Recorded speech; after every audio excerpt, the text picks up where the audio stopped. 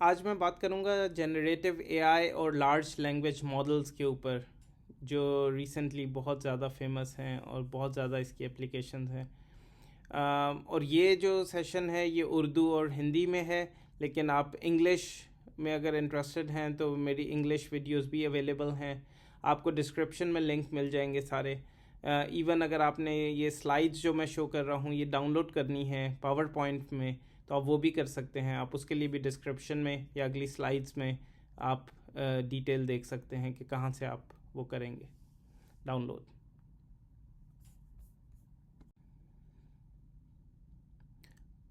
जी, ये मैं नई सीरीज़ शुरू कर रहा हूँ। डिफरेंट टॉपिक्स मैं कवर करूँगा इसमें एआई के। और उसकी तीन बड़ी रीज़न्स हैं। एक ये कि बहुत सारी जो टॉक्स हैं वो एक्सपर्ट्स की तरफ से नहीं हैं। वो लोग डिफरेंट न्यूज़ आर्टिकल वगैरह पढ़ के टॉक्स बना लेते हैं, और उसमें कभी कभी कंक्लूजन जो है वो ठीक नहीं होती। दूसरी वजह यह है कि बहुत सारे जो एआई एक्सपर्ट्स हैं उनकी टॉक्स तो बहुत अच्छी होती हैं, लेकिन वो आमतौर पे अपनी एक साइलो के अंदर होती हैं, अपने टेक्निक्स को प्रमोट करने की कोशिश कर रहे होते हैं या अपने एजेंडा को प्रमोट कर रहे होते हैं। मैं इसमें कोशिश करूँगा कि मैं बहुत हद तक न्यूट्रल रहूँ। और तीसरा ये कि जो मेन रीज़न है वो ये कि जब आप बहुत सारी टॉक्स देखते हैं तो आप डेफिनेटली आपका दिल करता है कि आप उसकी स्लाइड्स एक्सेस करें और स्लाइड्स यूज़ कर सकें कहीं पर कंस्ट्रक्टिव वे में, और वो अवेलेबल नहीं होती। मैं ऑन द अदर हैंड मैं सारी स्लाइड्स अपनी पावर पॉइंट की हाई रेजोल्यूशन में प्रॉपर ग्राफिक फॉर्मेट में आपसे शेयर करूँगा, और आप इस गिटहब रिपॉजिटरी पे जा सकते हैं। इसकी लाइसेंस फाइल आप देख सकते हैं। अंडर MIT लाइसेंस में जो है सारा मटेरियल रिलीज़ करूँगा। क्या फ़र्क है जनरेटिव एआई में और उससे पहले जो एआई होती थी? ठीक है, एआई हमें पता है कोई जादू नहीं है। हम हमारे पास एक इनपुट है और उससे हमने कुछ आउटपुट हमें चाहिए। ठीक है, अगर इनपुट इमेज है तो आउटपुट जो है उसकी क्लासिफिकेशन कोई क्लास हो सकती है, आउटपुट कोई नंबर हो सकता है कि ये इनपुट कितनी अच्छी है कितनी बुरी है। तो हमें बेसिकली फंक्शन एफ जो है उसको फाइंड करना है। तो जो प्रिडिक्टिव एआई थी, जो जनरेटिव एआई से पहले की एआई है, उसमें आमतौर पे हम डेटा देते हैं, जैसे इमेज हो गए, उसकी क्लास देते हैं कि किस चीज़ की जो है वो किस चीज़ का इमेज है, किस चीज़ की तस्वीर है, गाड़ी है, जहाज़ है, ट्रेन है। हम उसको मॉडल को ट्रेन करते हैं इसकी बेस के ऊपर। ठीक है, और जब मॉडल ट्रेन हो जाता है तो हम उसको कोई नया इमेज शो करते हैं और हम एक्सपेक्ट करते हैं कि मॉडल हमें बताएगा कि ये कौन सी क्लास है, डिपेंडिंग ऑन जो हमने जैसे उसको ट्रेन किया हुआ है। या हमें बताएगा कि ये इमेज जो है ये नॉर्मल बिहेवियर है, या ये डेटा नॉर्मल बिहेवियर है, या ये कोई एनॉमली है। जनरेटिव एआई जो है उसमें ये है कि हम चाहते हैं कि हमारा मॉडल नया कंटेंट बनाए। ठीक है, अगर हम इमेज चाह रहे हैं तो हम चाहेंगे कि हमारा मॉडल नई तस्वीर खुद से बनाए, नई लैंग्वेज खुद से लिखे। फॉर एग्ज़ाम्पल हम स्टोरी की एक लाइन उसको बताते हैं और हम एक्सपेक्ट करेंगे कि जो मॉडल है वो पूरी स्टोरी हमें लिख के दे। तो ये फ़र्क है, दोनों की अपनी अपनी एप्लीकेशंस हैं, लेकिन जनरेटिव एआई रिसेंटली बहुत ज़्यादा यूज़ हो रही है बहुत डिफरेंट डोमेन्स में। और इसके अंदर कुछ टर्म्स यूज़ होती हैं, language model, foundation model, generative AI. तो ये हमें पता होना चाहिए कि ये क्या इन टर्म्स में क्या डिफरेंसेस हैं। कभी कभी ये इंटरचेंजेबली भी यूज़ हो जाती हैं, लेकिन जनरेटिव एआई हर वो एआई है जो नया डेटा जनरेट करे। ठीक है, नई लैंग्वेज जनरेट करे, नई तस्वीर जनरेट करे, नई वीडियो जनरेट करे। और इसका तरीका ये है कि हम फाउंडेशन मॉडल ट्रेन करते हैं। फाउंडेशन मॉडल जो है वो ट्रांसफॉर्मर आर्किटेक्चर एक है जिस पे बेस्ड होता है। और फाउंडेशन मॉडल ये है कि हम एक दफ़ा ट्रेन कर लें, उसके बाद हम उससे बहुत डिफरेंट तरह के काम ले सकते हैं। और लार्ज लैंग्वेज मॉडल जो है वो फाउंडेशन मॉडल्स को यूज़ करके थोड़ा सा और ट्रेन करके हम उससे कोई काम ले सकते हैं। जैसे हम उसको कह सकते हैं कि हमारे सवाल के जवाब दो, या हम कह रहे हैं कि हमें समराइज़ करके दो, टेक्स्ट की तशरीह करके दो।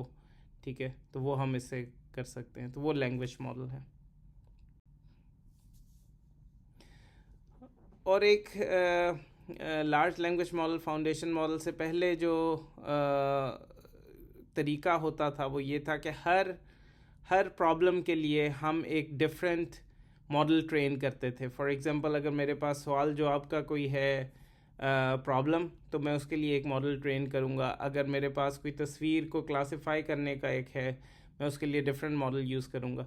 तो हर चीज़ के लिए अलग अलग मॉडल होता था। फाउंडेशन मॉडल में ये हुआ है कि अब एक मॉडल है जिसके ऊपर हमने हर तरह का, पोटेंशियली हम हर तरह का उसको डेटा दे सकते हैं, इमेज, वीडियो, ऑडियो और टेक्स्ट, हर तरह का डेटा दे सकते हैं। और हम एक मॉडल ट्रेन करते हैं और उसके बाद हम उसको फिर यूज़ कर सकते हैं बहुत डिफरेंट वेज़ में। फॉर एग्ज़ाम्पल, हम उसको सिंपली प्रॉम्प्टिंग यूज़ करते हुए हम उस मॉडल को कह सकते हैं कि मेरे इस सवाल का जवाब दो, और उसके बाद हम सवाल पूछ सकते हैं। उसके बाद हम उसको कह सकते हैं फॉर एग्ज़ाम्पल कि मेरे ये जो मैंने इंग्लिश में तुम्हें जुमला बताया है, इसको मुझे ट्रांसलेट करके दो उर्दू में या हिंदी में या किसी और लैंग्वेज में, ठीक।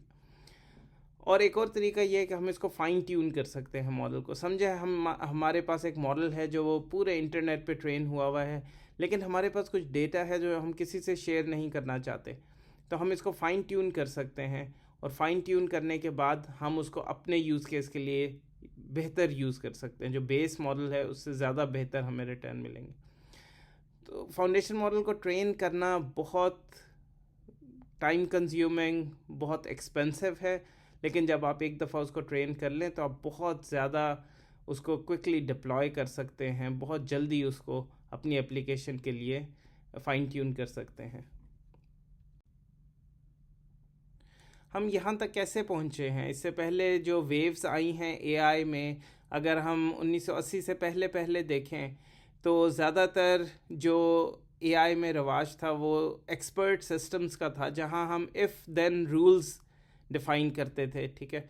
बहुत सारे एक्सपर्ट मिल के रूल्स लिखते थे कि अगर ये हो तो ये करना है, अगर ये हो तो ये करना है। उसके बाद एक इंजन होता था, इन्फ्रेंस इंजन, जो उन रूल्स को एग्जीक्यूट करने का रिस्पॉन्सिबल था, ठीक है। और उसमें अगर 2 रूल्स इकट्ठे फायर हो रहे हैं तो वो डिसाइड करता था कौन सा रूल फायर करना है, वगैरह वगैरह, ठीक। उसके बाद एज आई जब हमारे पास बहुत सारा डेटा अवेलेबल हुआ, 1980 से तकरीबन 2010 तक का ये टाइम है, जिसमें मेनली मशीन लर्निंग अप्रोचेस, जिसमें हम बाउंड्रीज़, अगर हमारे पास 2 तरह के डेटा है तो हमारी इंटरेस्ट ये होती थी कि इनके बीच में कहाँ पर बाउंड्री ड्रॉ की जाए।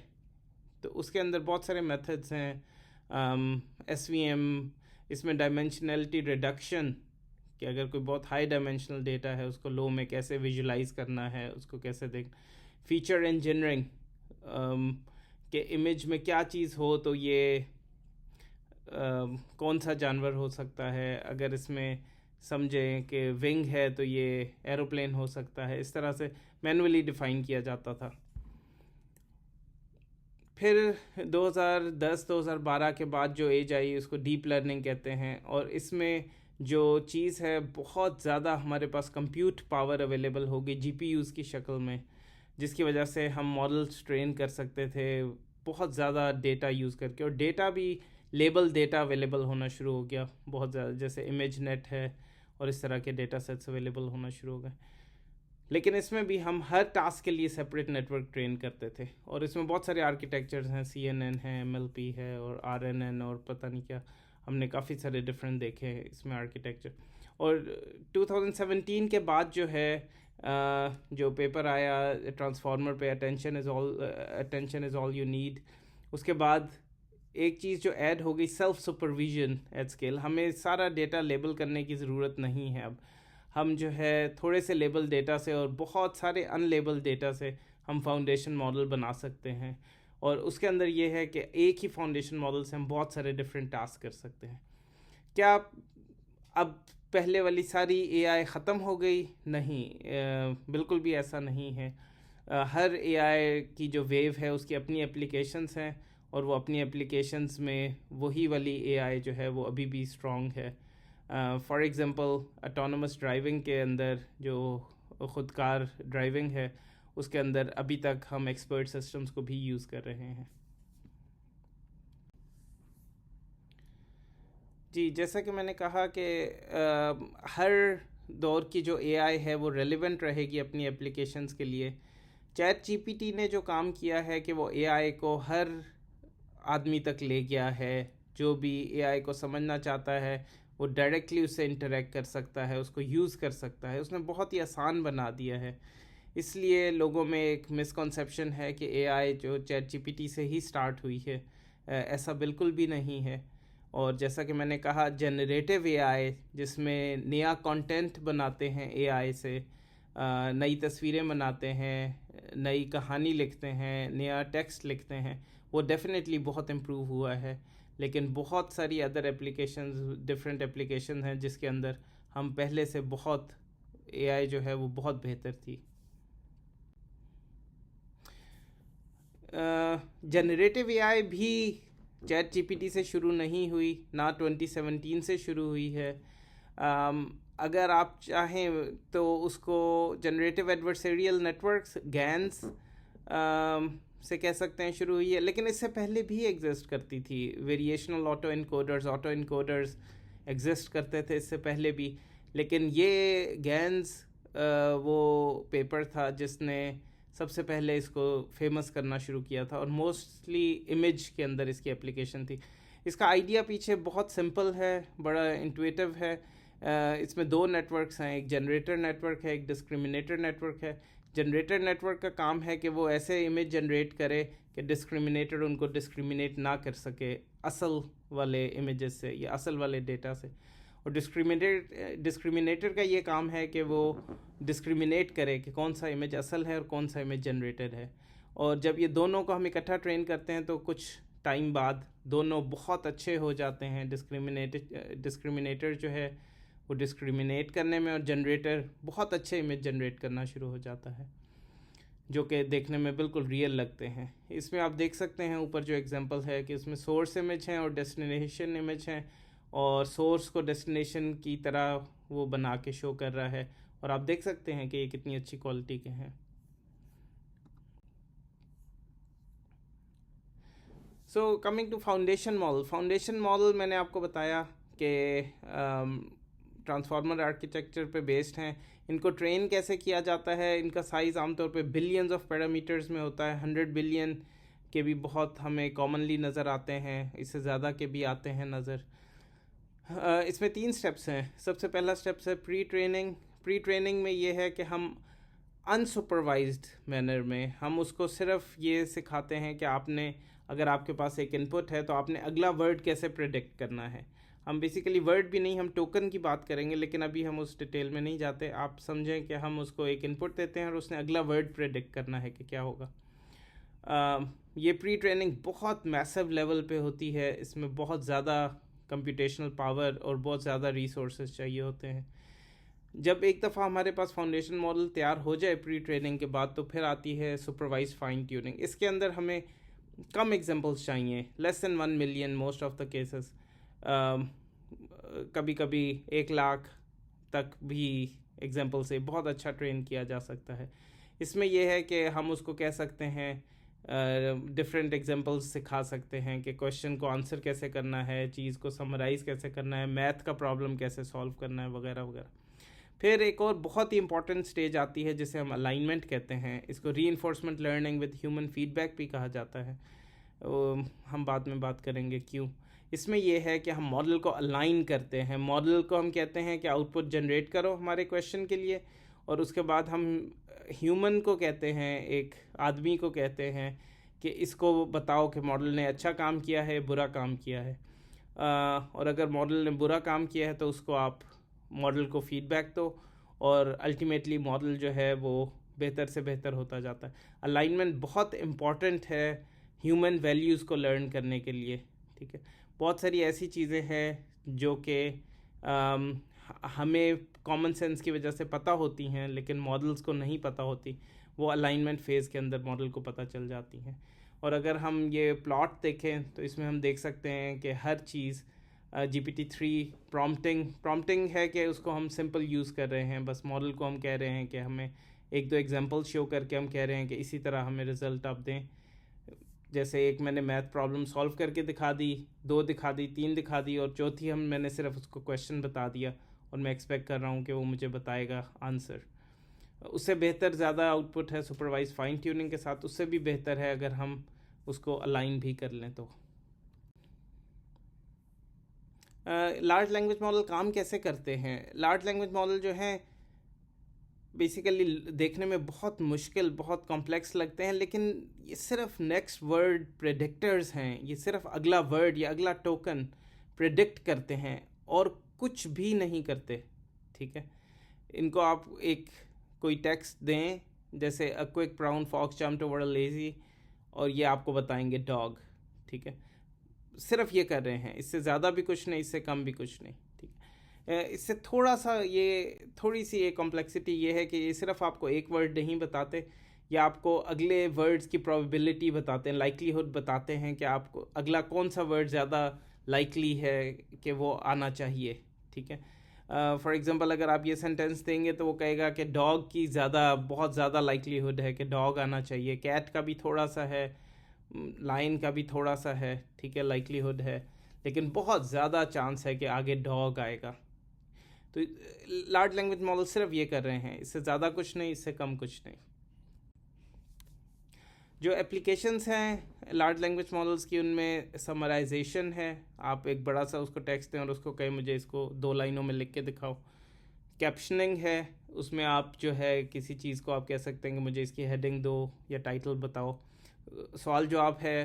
रैग बहुत ही इंपॉर्टेंट यूज़ केस है, हम कवर करेंगे इसको। रिट्रीवल एंड जनरेशन, कि आप कोई क्वेश्चन पूछें, पहले सबसे उसके रेलिवेंट डॉक्यूमेंट रिट्रीव करे और उस डॉक्यूमेंट के बेस पे आपको आंसर करे।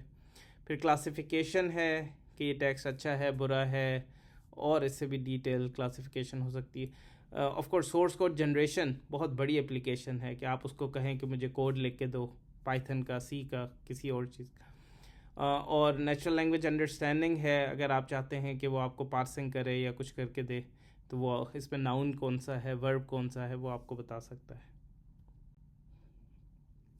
लेकिन हमें पता होना चाहिए कि इनकी बहुत सारी लिमिटेशंस भी हैं। ऐसा नहीं है कि ये कोई सब चीज़ों को हमने सॉल्व कर लिया है और अब करने को कुछ भी नहीं बचा।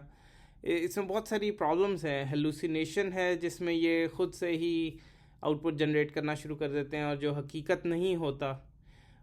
फिर बायस हैं इसके अंदर बहुत सारे। जैसे आप राइट साइड पे नीचे देखें तो एक एग्जांपल है जो चैट जीपीटी के शुरू के दिनों में किसी ने पूछा था कि एक अच्छे साइंटिस्ट होने की क्या निशानी है, तो जवाब में कोड ने बताया था, कोड उसने लिख के दिया था कि अगर वो सफ़ेद फार्म है और मेल है तो वो एक अच्छा साइंटिस्ट होगा, वरना नहीं होगा। तो इस तरह के बायस अब तो ये आप जनरेट नहीं कर सकते, ये अलाइनमेंट की वजह से ये प्रॉब्लम आहिस्ता आहिस्ता फिक्स होते जाते हैं, लेकिन बहुत सारे प्रॉब्लम हैं। ये एक बॉटम पे जो एक एग्जांपल है, ये मैंने उससे पूछा था कि मेरे पास 2 केले हैं और एक नीचे गिर गया है, तो अब कमरे में कितने केले रह गए। तो ऑफ कोर्स वो कमरा, जो केला नीचे गिरा है वो कमरे में ही है, लेकिन मॉडल आप जो मुझे आउटपुट दे रहा था वो ये कि अब एक केला बचा है कमरे में, ठीक है। तो और इसके अंदर बहुत सारे इश्यूज हैं जो कि कुछ लिस्टेड हैं, कुछ आप इन आर्टिकल्स में देख सकते हैं। ये कुछ और इंटरेस्टिंग आर्टिकल्स हैं और स्टेटमेंट्स हैं लीडर्स की तरफ से, जिनको आप देख सकते हैं। जैसे राइट पे एक दी हुई है रिवर्सल कर्स, इसमें एक एलएलएम की लिमिटेशन दी हुई है कि अगर आप पूछें कि टॉम क्रूज़ की अम्मी कौन है तो वो सही जवाब दे रहा है, लेकिन जब आप पूछते हैं कि मैरी ली का बेटा कौन है तो वो उसको नहीं पता, ठीक है। तो इस तरह से बहुत सारी लिमिटेशंस हैं और बहुत सारे रिसर्च एरियाज़ हैं जिनमें भी काम होने की ज़रूरत है। ये सारी चीज़ें आपस में कनेक्ट कैसे होती हैं? ये चार्ट मैंने आज से 10 साल पहले देखा था। Narrow AI, broad AI, general AI. Narrow AI ये है कि हम हर चीज़ के लिए डिफरेंट मॉडल ट्रेन करेंगे। ब्रॉड एआई में ये है कि हम मल्टीपल चीज़ों के लिए एक ही मॉडल होगा।